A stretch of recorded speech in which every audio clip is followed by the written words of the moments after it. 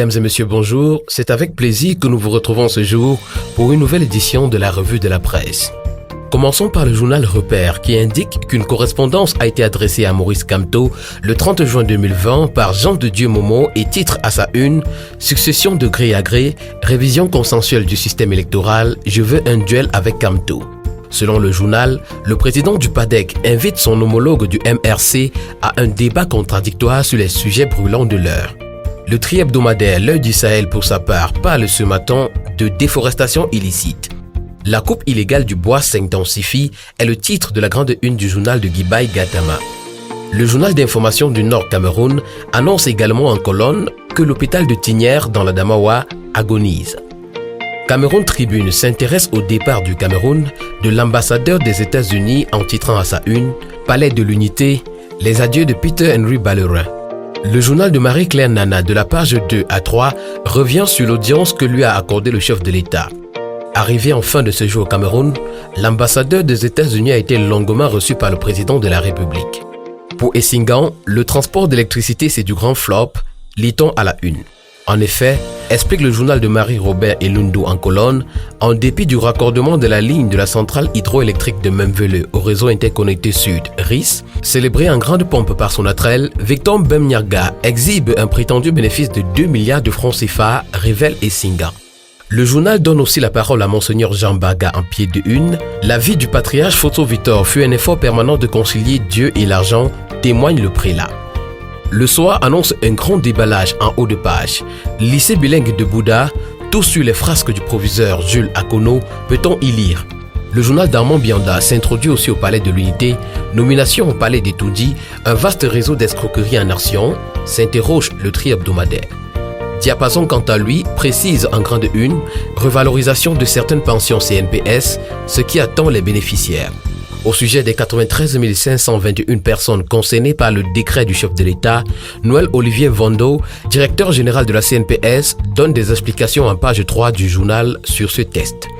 Dans le même sens, le journal quotidien estime que la CNPS tient le bon bout, peut-on lire à sa une. Pour le quotidien Émergence et au sujet de la guerre dans le Nozo, les humanitaires paient un lot tribut. Le journal Vert indique qu'ils sont la cible récurrente des combattants et propose les témoignages des victimes en page 9. Mutation choisie pour sa une de ce matin, un titre qui cristallise l'attention. Décentralisation, esprit es-tu là, s'interroge le journal de Georges-Alain Boyomo qui indique qu'alors que le discours officiel de la décentralisation du processus se tient, des dissensions et résistances apparaissent au grand jour, laissant penser que le gouvernement n'est pas prêt. C'est à lire en page 9 et 8.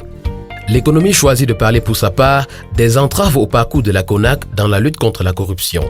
Le journal fait remarquer en page 1 que malgré quelques avancées observées dans l'assainissement des finances publiques, plusieurs défis restent à relever.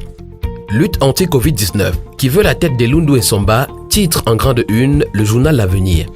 Des révélations à lire en pages 6 et 7 font état de ce que les jaloux infectent la croisade de l'élite de la MEFO et Akono.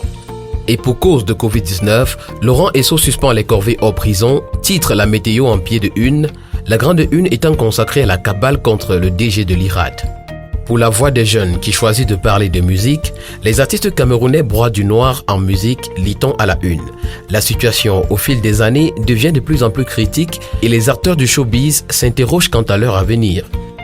L'action de ce matin titre Beyond Reconstruction and Development Plan, Firm Engagement of Stakeholders Mandatory. The Guardian Post en kiosque ce matin décide de parler du calvaire que subissent les usagers de la route sur le tronçon Babadou Bamenda en titrant Who will rescue Anglophone regions? Et toujours dans cette crise, avec qui faut-il dialoguer? C'est le titre que nous propose le Messager sous forme d'interrogation. Le journal indique en page 4 que cette crise serait un casse-tête pour les interlocuteurs du gouvernement. En restant dans le conflit armé en zone anglophone, le Courrier, parution de ce matin, parle des ennemis de la paix contre le Premier ministre. Le dossier consacré à ce titre, c'est à lire en page 6 du journal. Le phénomène Ganou est le titre du quotidien Le Jour qui met en lumière ce jeune Camerounais sorti de Batié dans l'ouest Cameroun pour Las Vegas dans le pays de l'oncle Sam. Réalité Plus préfère demander de laisser le maire Paul-Éric Kingé développer Djombe Pendia, revenant ainsi sur le trafic de Pouzolan. Déjà 20 ans que cette élite devenue maire réclame ce qui revient à cette localité, nous informe le journal. En pied de une, le journal titre « Logements sociaux, Ketia Koutez remet les clés à 40 nouveaux acquéreurs à Banga Bakoko ». Elle ferait aussi flotter plus haut le drapeau camerounais selon le Pélican, parution de ce jour.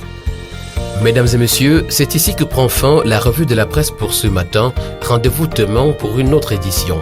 Mais d'ici là, rappelons-nous qu'il faut nous rendre dans les kiosques pour nous offrir un journal au prix de 400 francs. Pour la présentation de ce matin, j'étais Blancha Thierry Sop. Bonne journée à tous.